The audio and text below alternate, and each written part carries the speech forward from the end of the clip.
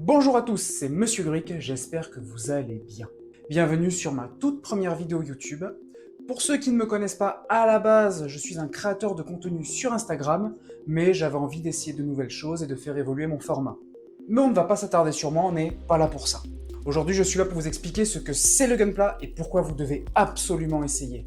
Le Gunpla, c'est l'abréviation de Gundam Plastic Model. Ce sont tout simplement des kits de robots en plastique issus de l'univers Gundam, une licence phare au Japon. Et même si vous pensez ne rien connaître sur cette saga, je suis persuadé que vous avez déjà vu un robot de celle-ci.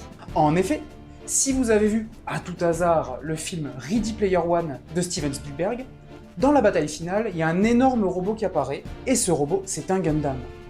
Et pas n'importe lequel en plus. Ce Gundam, c'est le RX-78-2, le tout premier Gundam de l'histoire, qui est apparu pour la première fois en 1979 quand même, il y a plus de 40 ans. Cette licence japonaise a été extrêmement prolifique, avec tonnes de séries, de mangas, de films, quantité de personnages charismatiques.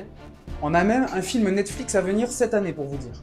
Et dites-vous que c'est tellement culte qu'il y a même une statue à taille réelle d'un Gundam sur l'île d'Odaiba à Tokyo. Maintenant, pour en revenir au Gunpla, c'est un hobby extrêmement populaire au Japon. Et quand on connaît, on en croise littéralement partout. Il y a même des boutiques intégralement dédiées à ce hobby. Et même en France, depuis plusieurs années, ça commence à bien se développer, on a même des boutiques dédiées à ça. Le Gunpla, ce sont des maquettes avec un principe simple, un slogan même, la maquette pour tous.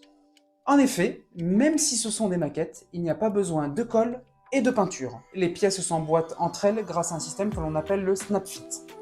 Donc pour faire simple, on coupe les pièces des grappes, on les prend, on les emboîte et c'est bon.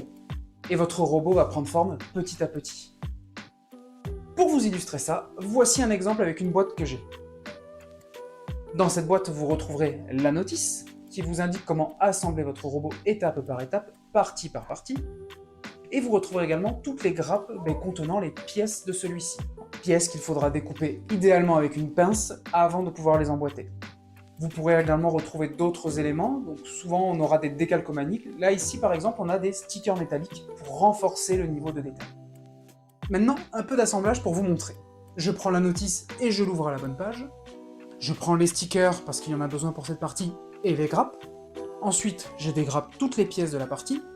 Ici la tête. Ensuite, je retire ce qu'il reste en trop de plastique, alors je vous expliquerai dans une autre vidéo pourquoi je fais comme ça. Et une fois toutes les pièces prêtes, j'assemble en suivant la notice.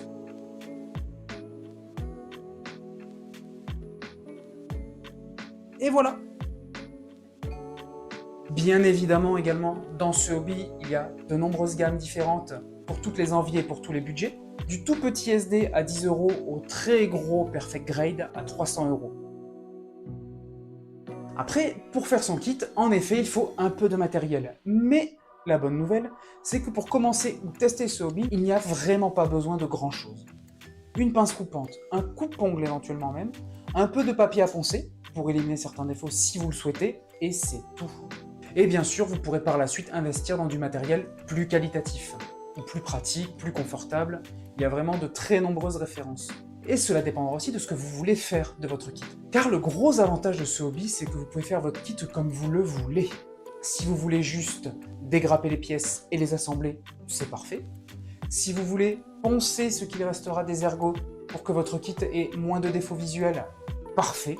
Et si vous voulez aller encore plus loin, en peignant les lignes de structure, en posant toutes les décalcomanies, en repeignant intégralement votre kit, allez-y, ce hobby est fait pour vous. Donc voilà, maintenant pourquoi, à mon sens, vous devez absolument essayer ce hobby. Déjà, c'est un hobby calme, qui permet de vraiment se focus sur ce que l'on fait.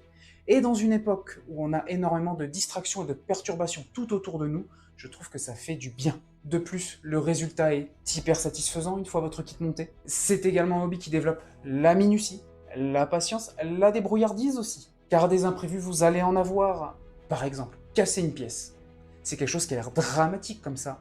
Mais dans ce hobby, c'est presque normal. Ça arrive, ça fait partie du cycle de vie de votre Gunpla. Si je prends mon cas, depuis que j'ai commencé à faire du Gunpla, j'ai dû casser 5 ou 6 pièces au total, et à chaque fois, j'ai pu les réparer. Et ça, je trouve ça top. Et surtout, le dernier point, il n'y a besoin de rien connaître du tout à l'univers Gundam, et c'était mon cas. J'ai découvert ce hobby complètement par hasard sur YouTube, je me suis lancé dedans et après seulement je me suis intéressé à l'univers. Mais cela ne m'a absolument pas empêché d'apprécier mes premiers gunpla. Voilà, on va s'arrêter là pour aujourd'hui.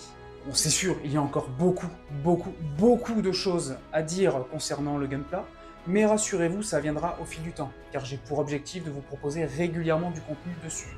Car je suis vraiment très content de enfin me lancer dans l'aventure YouTube, c'est quelque chose qui me trottait dans la tête depuis quelques temps, car j'avais vraiment envie de changer un peu mon format actuel. Clairement, mon objectif est à la fois de vous donner envie de vous y mettre, mais également de vous donner toutes les clés pour l'appréhender avec simplicité. Car c'est un hobby, quand on ne le connaît pas vraiment, ça a l'air un peu compliqué, ça peut faire peur, mais une fois qu'on a les infos, franchement, c'est très accessible. C'est pour ça que j'ai besoin de vous. Je compte sur vous pour liker la vidéo, la commenter, la partager afin de populariser au maximum ce hobby. Plus on montrera aux personnes que c'est simple et accessible, plus on aura potentiellement de nouveaux builders et buildeuses. En tout cas, pour ne rien louper de mes futurs contenus, une seule chose à faire, abonnez-vous et activez la cloche. Vous pouvez également, si vous le voulez, aller me suivre sur mes autres réseaux, Instagram et TikTok, si ça vous intéresse. Je profite également de la fin de cette vidéo pour remercier les followers qui me suivent et me soutiennent depuis bientôt 1 an, ainsi que la boutique Little Nakano pour sa confiance et qui me soutient à fond dans cette aventure. Sur ce, à très bientôt et portez-vous bien.